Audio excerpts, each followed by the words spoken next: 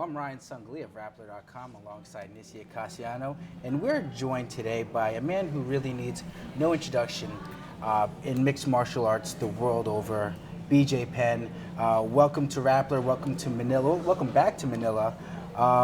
This is your third time here, right? Yeah. You have many fans across the Philippines.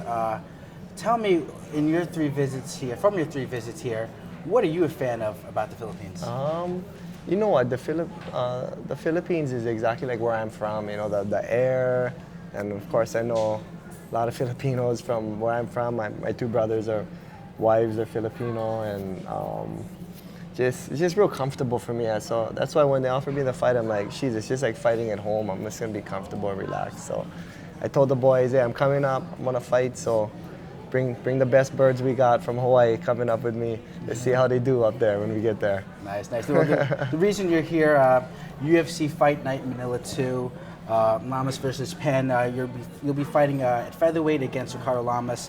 You're going to be headlining at the Mall of Asia Arena. Tickets are on sale, by the way.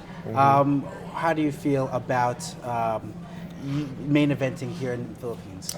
Oh, I'm very excited to main event over here in the Philippines. I mean, they called me because we were all set to go fight in the New York card because they're doing that big thing. They just going to New York for the first time, and they were like, "Hey, we got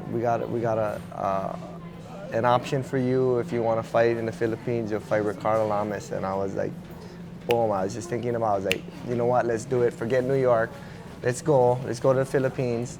Let's go finish off like Ricardo Lamas, and Dana's going to be wanting to get us right to the top as soon as possible. So there was a warm reception when you were here in December of 2011. I mean, the Mall of Asia Music Hall was packed for your meet and greet session. What was the reaction when the UFC offered you not only to fight on the Manila card, but to headline the event against a number 4 ranked featherweight? Yeah, you know, that's what it was. That's when I got excited. I was like, you know what, because last time I came in at Mall of Asia, and everybody just so, I could just see the passion they had for the sport, and I could feel it. I could feel the vibes, then behind me and stuff, and that was definitely another big thing that I was happy about, is that I get to be in the main event over here, and man, I want to fight in front of the Filipino fans. I just got a feeling it's going to make me go all out, A highly decorated fighter like you needs no introduction. Your resume speaks itself, like a two-weight class champion. The only or the first non-Brazilian to win a gold medal in the black belt category. You go a long way. You prove that lighter weight classes has this box office draw. Hall of Fame too. Hall of Fame. Hall of Fame. Just kidding. Where do you get this drive to continue this illustrious career run? I mean, it is a notion that you have nothing more to prove in the sport mixed martial arts. You've been there. You started in 2001, and now we're going to see you again in 2016. You know what? I love mixed martial arts. I love martial arts. It's so fun. It's not only an outlet for me. It's my identity. It's everything. And I am trying to be careful and to look out for myself. And are you just doing this because you don't want to let this go or this and that? And of course I want to earn an honest living. Everybody wants to earn an honest living, and the best way that they know how, and that's one reason. But on the third side, I'm very interested. I do fine when I go to the gym. I spar the kids, and I do fine. I feel like I'm right in there with everybody, and I said it yesterday that I'm all these guys talking about, I'm gonna be a 3-time world champ. I'm gonna do this. I'm gonna do that, and it's like, first of all, guys, I'm the only one in the hunt for his 3rd title. No one over here can even talk about 3 titles. I'm the only guy in the hunt for the 3 titles. All the stuff that guys are doing now, it's already been done by me when I was 25. All these guys, they're trying to fight all these different weight classes and do all this. And I really want to come back, and me and Greg Jackson talk about it all the time. He's like, we can finally get some rest and go to sleep. We just got to get that 3rd world title, and that's it. we can just walk away. Who knows what's going to happen after that? I can't promise I'm going to walk away So from this that's sport. the main goal, is getting that third world title in the UFC. Yeah, as it's a goal as far as that's what I want to do. But I just love it. I just love it. Is it one of the factors is having that storybook ending? I mean, this sport is so cruel to that. I mean, not all fighters exited, like Mark Munoz exited the sport last year. No, of course you want to go. You know what? It's because I'll be sitting here like, okay, say I did lose a bunch of my fights towards the end of my career. Everybody still nice to me, still treats me like I'm a champion, and still has all the same respect, just like from when I was fighting. So in a sense, it's kind of more nerve-wracking. Like, hey, you're gonna fight again, and you don't want to lose because you don't want to even lose more of your legacy or whatever. But storybook ending. Of course, I want to end it with a storybook ending, but it's just I like it, man. I like it, and I feel like I got to get better, and I still feel like I'm waiting for that one. I know you can't do a perfect performance, but that one, I feel like I haven't reached my maximum. Well, a champion once is a champion forever, and of course, for what you've done for the sport, no one will ever take that away from you. My question is that there have been detractors, doubters about your intentions and about whether you should still continue. Does that drive you a bit, having those people that you need to silence? You know what? I mean, really, why would I worry about what anyone else says? But on the other side, it is good. It is good that I have people on the outside saying, "Hey, look, man, this is where you are right now, and or this is where I believe you are, whatever, and this is your results lately." So it is kind of a good thing for me to like look at that, and because there's always two sides to every story, you know what I mean? You got to kind of find yourself in the middle, and I look and I definitely want to shut all those guys up, and they actually give me a blueprint of what I want to do, kind of in a way, and it's just, they definitely drive me. I want to tell them all hi and I love them right after this. Awesome. Of course, you have a guy right in front of you now, Lamas. He's a featherweight contender, former title challenger. What are your thoughts about facing this kind of opponent on this stage? I think I haven't really followed Lamas his whole career. He came in at a time when I wasn't really paying as much attention to the sport. I still have to go watch over a lot of the tapes. I'll probably have one of the coaches do that. I'm not really a technical person like that. And I think I saw him, he throws a lot of kicks, I know that. I'm sure he's strong, but it's not about any technique, it's not about any certain thing. It's about going out there and hunting your opponent and just know, I'm not gonna let you breathe, I'm not gonna let you do anything, I'm gonna finish this. And I don't know what he's thinking. I think he's thinking, I'm up for a big challenge, and I'm thinking, no, I'm here to win and finish you, and that's what's gonna happen. Were you surprised that you are paired with a number 4 ranked featherweight like Ricardo Lamas? I mean, noting that you're not ranked as a featherweight as of right now, and you will be paired against a number 4 ranked like Ricardo Lamas. Yeah, no, you know what? I am honored to be in that position, that they would have the respect to put me in that position. It is good. I mean, you ask me, I'll be like, hey, no, it's supposed to be Penn versus Lamas. Who did that? That's a bad business decision. Lamas versus should be Penn. Yeah. No, I don't want to beat anybody up, but I think it's you know what I believe? I believe people out there, including the doubters, know that I can step in there on any given day and just ruin my opponent's whole day in a matter of seconds. And that when that happens, I think it's going to be easier for the UFC to get me up the ladder quicker. And I think that's why Ricardo Lamas is a great fight for the UFC both ways, So it's very exciting. Many are skeptic about that decision to stay at 145. What can you say about that notion? Yeah. Many would cite the fight or your performance against Frankie Edgar in July of 2014. What's your reaction to that? You know what? It's fair criticism. On the other side, I gotta be a fighter, and I cannot give up, and I gotta keep going. Keep going forward. If I feel like 145 is fine and I can do it, then I'm gonna do it. But with 145 also comes that third world title. So well, the game plan is always, of course, go back and get the 145-pound title, and then go back and get the 155-pound title. But we just gotta go one step at a time, one foot in front of the other.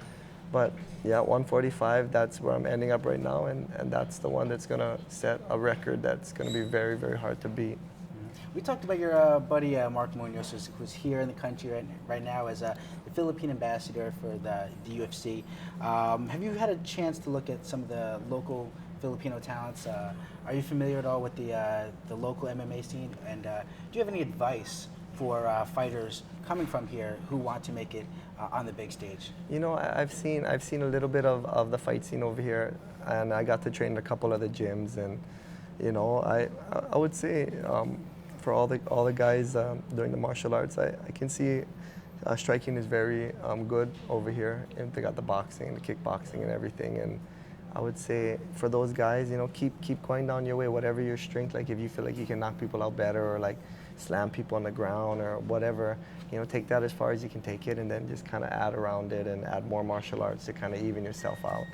And just love it more than everything. And before desire and dedication, you gotta love what you're doing. That's why you're gonna get up and dedicate yourself to do something, And yeah, find what you love to do and become the best at it, Find your niche where you fit in with the martial arts, and don't stop, don't give up.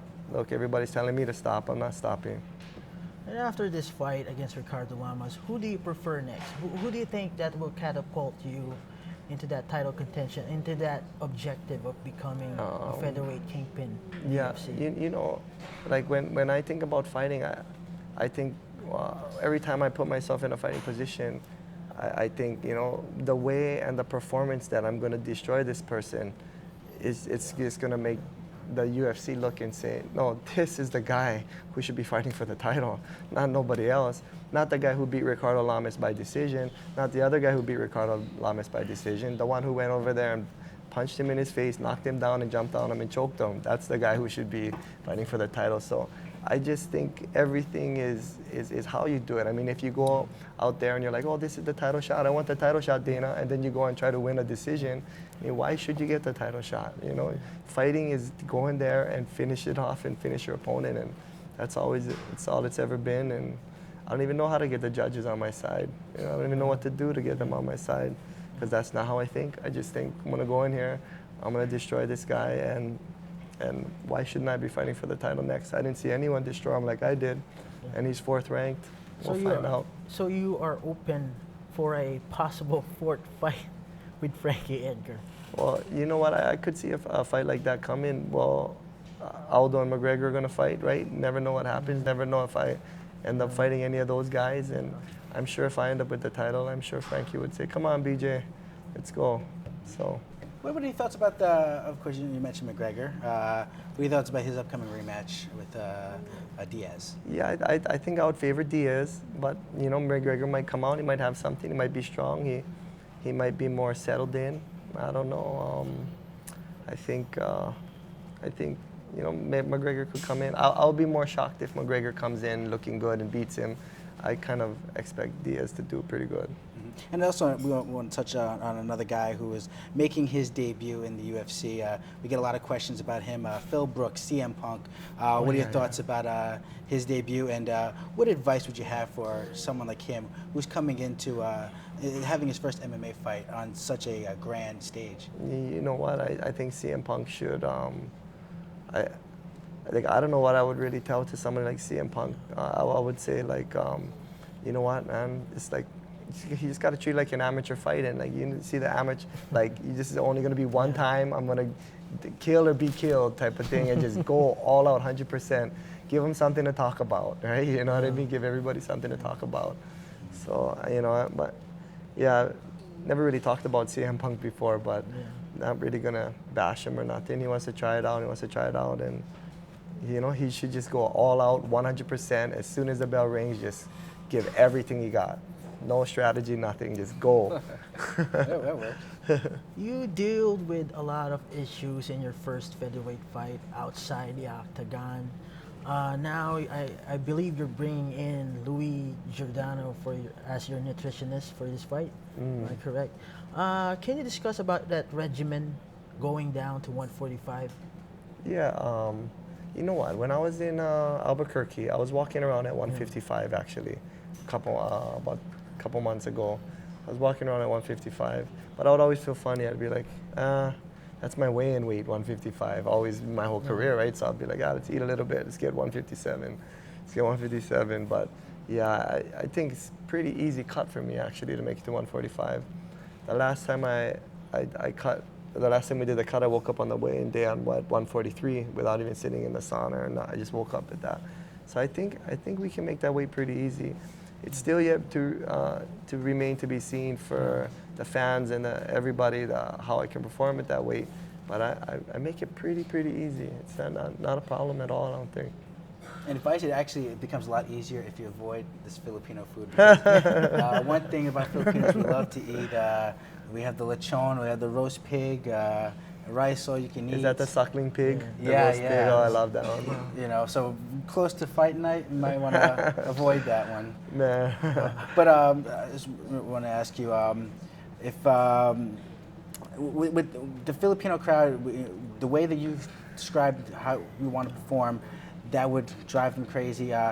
Do you feel that this is going to be the kind of crowd that really brings out the best out of your performance? Yeah, no, I really feel that's why I chose Manila. I really feel that, the crowd's gonna bring out the best out of my performance, and I hope I bring the best out of the crowd. Where they look at this guy, they never really got to see me walk in and representing Hawaii or doing different things. So I just, it's gonna be something different for them, But I think they're gonna be able to relate. I think they're gonna like it.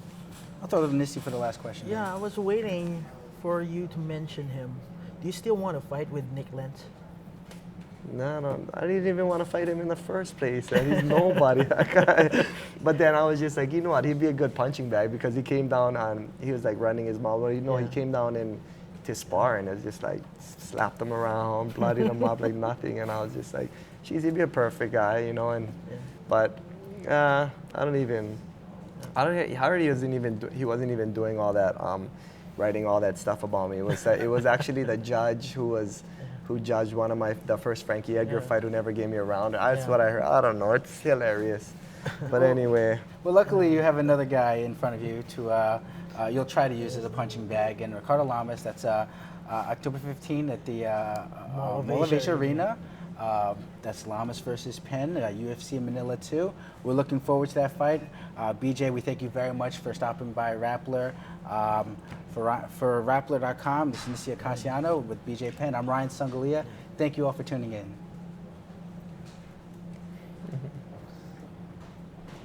Awesome. BJ, thank you so much. Thank you. We're really psyched.